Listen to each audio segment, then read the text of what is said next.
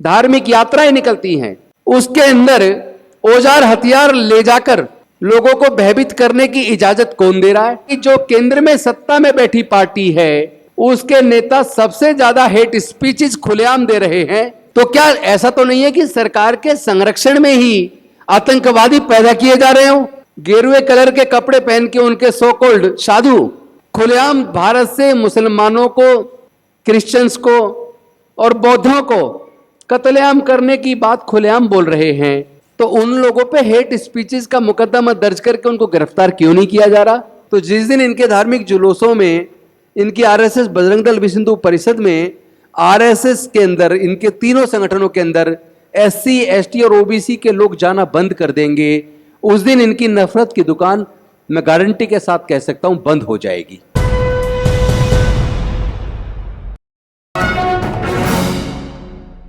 हम चाहें तो इस राउंड टेबल कॉन्फ्रेंस को ऐतिहासिक बना सकते हैं। जैसे डॉक्टर बाबा साहेब अंबेडकर जी ने 1930, 1931, 1932 की लंदन की राउंड टेबल कॉन्फ्रेंस को ऐतिहासिक बना दिया, हम चाहें तो हम इस राउंड टेबल कॉन्फ्रेंस को भी ऐतिहासिक बना सकते हैं। लेकिन इसके लिए जरूरत है पहले तो समस्या को समझने की। अगर समस्या को ढंग से समझेंगे नहीं तो उसका इलाज करना आसान नहीं होगा। दर्द आपका भी है एक, हमारा भी वही दर्द है, आपका भी वही दर्द है, लेकिन दवाइयां अलग अलग ले रहे हैं। तो दवाइयां सब अलग अलग लेंगे तो इलाज तो होने वाला नहीं है। वो लोग बहुत ही रणनीतिक तरीके से हमारी हत्याएं कर रहे हैं। हत्या केवल वो नहीं होती कि उन्होंने आपको मार दिया और आपको सांस लेना बंद हो गया और आपको क्रीमेट कर दिया। हत्या वो दूसरे तरीके से कर रहे हैं आज। जैसे उन्होंने एजुकेशन को इतना महंगा कर दिया कि देश में 90% लोग आने वाले समय में एजुकेशन नहीं ले पाएंगे, वो खर्चा उठा ही नहीं पाएंगे एजुकेशन का। और 12वीं तक पढ़ा भी लिया तो कम से कम जो ग्रेजुएशन में, हायर एजुकेशन में, और उसमें भी जो प्रोफेशनल एजुकेशन है, उसका खर्चा इतना महंगा कर चुके कि भारत में 90% से ज्यादा लोग उस एजुकेशन का खर्चा उठाने में सक्षम नहीं है। उनके परिवारों में इतनी आमदनी नहीं है। दूसरी तरफ उन्होंने इलाज को इतना महंगा कर दिया कि आप अगर गंभीर बीमार हो जाएं तो पैसे के अभाव में आप इलाज नहीं करा पाएंगे, आपका मरना तय है। तीसरा, देश के अंदर न्यायालय हो, चाहे वो सर्वोच्च न्यायालय हो, चाहे उच्च न्यायालय हो, चाहे हायर जुडिशरी हो, चाहे लोअर जुडिशरी हो, या इसके साथ साथ बाकी जो क्षेत्र हैं, आर्मी हुआ, पुलिस हुआ, ब्यूरोक्रेसी हुई, या तमाम तरह की जो शासन की अलग अलग जो किस्में हैं, उसमें उन्होंने उसको भी पोलराइज कर दिया। उसमें भी इतना जहर घोल दिया कि वहां भी आपको न्याय देने से पहले आपकी जाति और धर्म को देखा जाता है।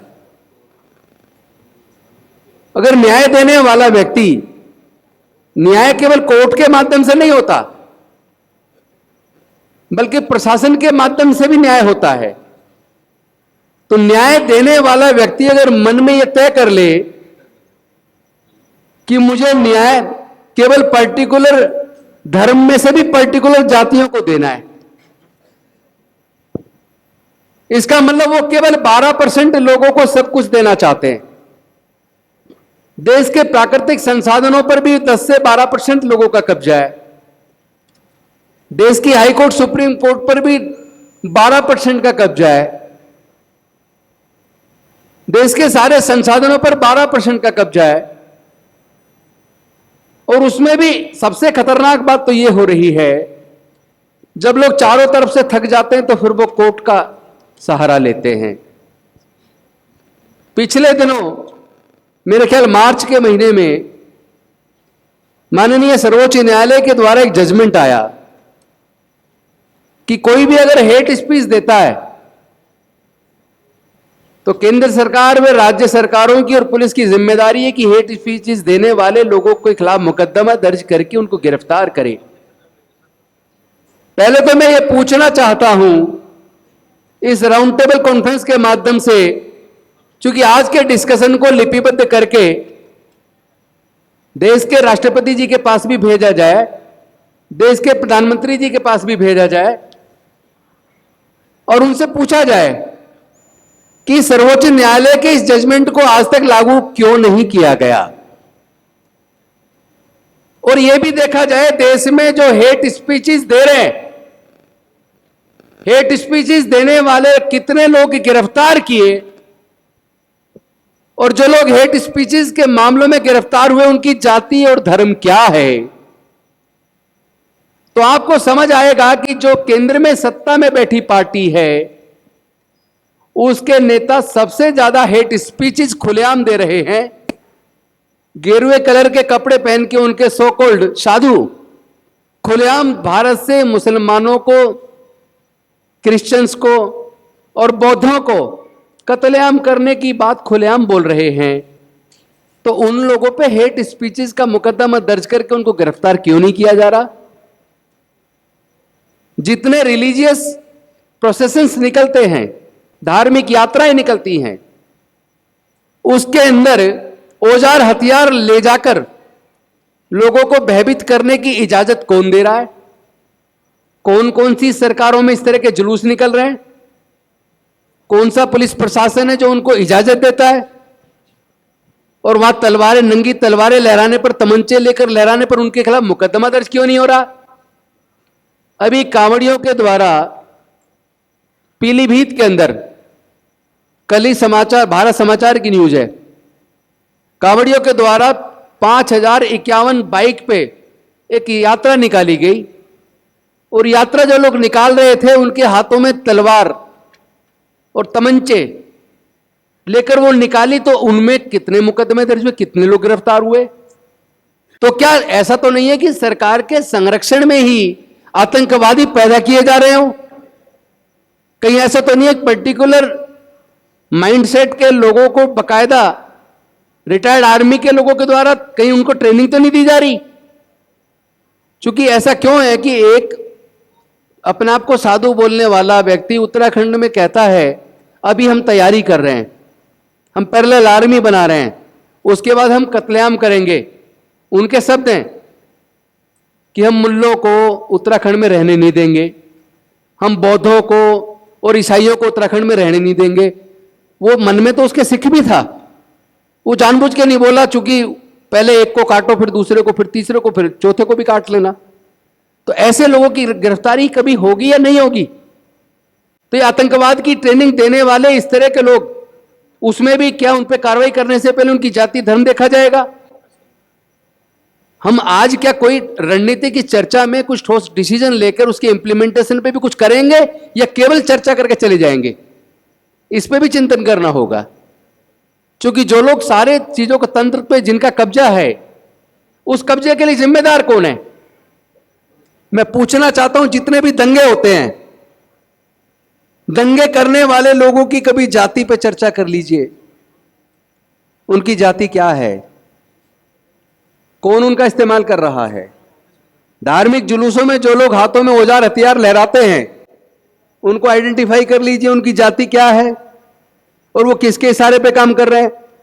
मुझे लगता है कि इसका अगर सही मुकम्मल जवाब देना है, अगर इस चीज को पूरी तरीके से रोकना है, अगर भारत के संविधान में प्रजातंत्र को बचाना है, तो इस मीटिंग में केवल माइनॉरिटीज को बुलाना उचित नहीं है, इसमें एससी, एसटी और ओबीसी के प्रतिनिधियों को भी बुलाना बहुत ज्यादा जरूरी है, क्योंकि इन सारे धार्मिक जुलूसों में जो लोग औजार हथियार लहराते हैं, जिनका दंगों में इस्तेमाल किया जाता है और दंगे के बाद जो जेल जाते हैं और जो बर्बाद होते हैं, आप अगर उसका आंकड़ा उठाकर देखेंगे तो 90% से ज्यादा उसमें एससी, एसटी और ओबीसी के युवा मिलेंगे। तो पहले तो ये आंकड़ा देख लीजिए कि भाई SC ST OBC माइनॉरिटीज की पॉपुलेशन क्या है। जैसा आप बता रहे थे कि भाई 20% माइनॉरिटीज के लोग हैं, तो क्या 20% में 17% को भी हम एकजुट कर सकते हैं? पहला सवाल। अगर हमने 20 में से 17 को एकजुट कर लिया कि ये 17% लोग अब इस देश के संविधान और प्रजातंत्र को बचाने के लिए एकजुट होकर एक राय से काम करेंगे मिलकर, और दूसरा SC और ST दोनों को अगर जोड़ लिया जाए तो इनकी जनसंख्या कम से कम 28% है। इस 28% में से 20% भी अगर ऐसी फोर्सेस का साथ देना बंद कर दें, हम उनको रोक पाएं कि हमारे SC ST OBC के बच्चे, अभी केवल SC ST की बात करते हो चूंकि 28% SC और ST है, कम से कम 28%, अगर ये SC और ST के 28% बच्चे या पूरी पॉपुलेशन का 28% में से अगर हम 20% को भी उन सनातन फोर्सेस को जो दंगे करवा रही हैं, जो नफरत फैला रही हैं, अगर उनके धार्मिक जुलूसों में भेजना बंद कर दें, अगर उनको RSS बजरंग दल विश्व हिंदू परिषद में जाने से रोकने में कामयाब हो जाएं, और OBC की जनसंख्या अदर देन मुस्लिम OBC वो तकरीबन 42% है, अगर उस 42% को में से हम आधे को भी रोकने में कामयाब हो जाए, 21% को भी, तो आपको पता लगेगा कि ये RSS बजरंग दल विश्व हिंदू परिषद की नफरत की दुकानें बंद हो जाएंगी, वो चलेगी नहीं। क्योंकि कहीं भी आप देखिएगा दंगे में इनके नेता जिनके बच्चे विदेशों में पढ़ रहे हैं या फिर भारत की बड़ी यूनिवर्सिटीज में पढ़ रहे हैं, वो बच्चे कभी दंगों में इस्तेमाल नहीं होते, वो बच्चे कभी धार्मिक जुलूसों में भी नहीं जाते, ना इनके नेताओं के जाते, ना इनके अफसरों के जाते, ना इनके व्यापारियों के जाते। तो जिस दिन इनके धार्मिक जुलूसों में, इनकी RSS बजरंग दल विश्व हिंदू परिषद में, RSS के अंदर, इनके तीनों संगठनों के अंदर SC ST और OBC के लोग जाना बंद कर देंगे, उस दिन इनकी नफरत की दुकान मैं गारंटी के साथ कह सकता हूं बंद हो जाएगी। हम लोग उन पे काम करने की बजाय कि उनको कैसे सुधारें, जो लोग उत्पीड़न कर रहे हैं, उस पे काम करने की बजाय हम लोग इस पे काम करें कि क्या हम, खासतौर पे अब मैं मुस्लिमों को कहूंगा, आपको बुरा लगे तो लग जाए भाई, मुझे तो कहना है, आप लोग अपनी महिलाओं को इस आंदोलन में शामिल कब करेंगे? पहली बार आपने साइन बाग में किया, नाक में दम हो गया था। आपने संविधान हाथ में लेके शांतिपूर्वक तरीके से ईमानदारी से संगठन चलाया, तो केंद्र सरकार को उल्टा पड़ गया। मतलब उनके लोग वहां औजार हथियार लहराने लगे। उन्होंने उसको तोड़ने के लिए क्या क्या नहीं किया। उन्होंने तो मुस्लिम युवाओं को हेट स्पीच देने के झूठे मुकदमे बनाकर जेल में डाल दिया, और उनको जमानतें नहीं मिल रही हैं। न्याय है कहां? न्याय की कुर्सी पर बैठने वाले व्यक्ति के चरित्र में अगर न्याय नहीं है, चाहे वो नीचे की जुडिशरी का जुडिशियल ऑफिसर हो, चाहे माननीय सर्वोच्च न्यायालय का जुडिशियल ऑफिसर हो, अगर उसके हृदय के अंदर न्याय की भावना नहीं है, तो आप उससे न्याय की उम्मीद मत करना। लेकिन ध्यान रहे, यह लड़ाई विचारधारा की है। इस लड़ाई को औजार हथियार से नहीं लड़ा जा सकता। इस लड़ाई को अगर बुद्धि और विवेक से, ठंडे दिमाग से, शांतिपूर्वक तरीके से, भारतीय संविधान के हिसाब से अगर हम इस लड़ाई को लड़ेंगे, तो इसको जीतना बहुत आसान है। आप आज ही इस राउंड टेबल कॉन्फ्रेंस में संकल्प कीजिए कि अगर मुस्लिम के साथ जुल्म होगा, तो सिख भी, दलित भी, आदिवासी भी, पिछड़ा भी, सब लोग उनके साथ खड़े होंगे। उसी तरह अगर दलित के साथ हो या आदिवासी के साथ हो, तो इसका विरोध भी हम सब लोग मिलकर एकजुट होकर, ये टीम जो आज इस सभागार में बैठी है, अगर ये टीम के लोग ही ये संकल्प ले लें कि हम दिल्ली में भी और पूरे देश के गांव गांव में इस मूवमेंट को, इस मुहिम को, और आज की इस राउंड टेबल कॉन्फ्रेंस के मुद्दों को घर घर तक पहुंचाने का संकल्प लेते हैं, मैं दावे के साथ कह सकता हूं 2024 में यह संविधान विरोधी, तानाशाही, नफरत फैलाने वाली सरकार दफन हो जाएगी। और एक बात मैं और कहना चाहता हूं, आप बिल्कुल सही कह रहे थे कि ये यूसीसी कहने को नहीं बोल रहे, लेके आ सकते हैं। हालांकि वो प्रैक्टिकेबल नहीं है, चलेगा नहीं। अभी से उन्होंने जैसे हमने कहा, और वो मैं आपसे भी कह रहा हूं, आप इस मुद्दे पर मुस्लिम आगे ना आए प्लीज। आप लोग पीछे रहिए, क्योंकि इसका असर आदिवासी पे बहुत पड़ने वाला है, अनुसूचित जाति पे बहुत पड़ने वाला है, उस पर सिख पे भी पड़ेगा। सिख संगठन इसके आ गया है, दलित संगठन इसके आ गया है, आदिवासी इसके आ गया है, उसके बाद पीछे फिर क्रिश्चियन और मुस्लिम भी पीछे आए। लगना चाहिए कि पूरे देश के लोग नहीं चाहते। क्या आप पगड़ी पहनने पे बैन लगा दोगे? आप हिजाब पे लगा रहे हो, अब पगड़ी पे भी कल को बैन लगाओगे। परसों आप महिलाओं को कहोगे कि आप जींस नहीं पहनेंगी, आप स्कर्ट नहीं पहनेंगी। यानी आपके मन में जो है एक एक करके आप सारी चीजें लागू करोगे।